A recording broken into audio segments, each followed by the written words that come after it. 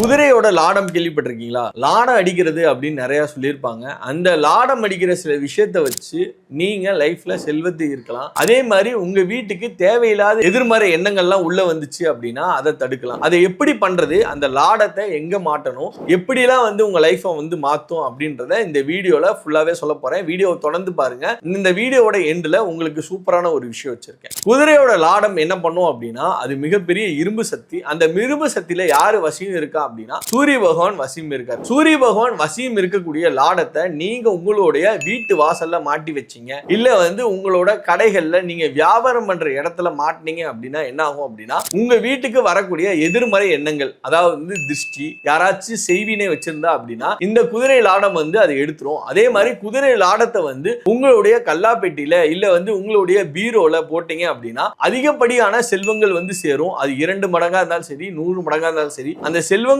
எல்லாமே இந்த குதிரை லாடத்து மூலியமா வரும். அதை வெறும் லாடமா நினைக்காதீங்க. அந்த லாடத்தை நீங்க அடிக்கடி பூஜை பண்ணலாம். இந்த லாடத்தை நீங்க பூஜை அறையில கூட பூஜை பண்ணலாம். அப்படி பூஜை பண்ணும்போது நீங்க அதுக்கான பாதுகாப்பான சில விஷயங்கள்லாம் பண்ணணும். அப்படி பண்றது மூலியமா என்ன ஆகும் அப்படின்னா உங்க லைஃப் சுபிட்சமா மாறும். நல்லபடியா உங்க லைஃப் அடுத்த கட்டத்துக்கு போகும்.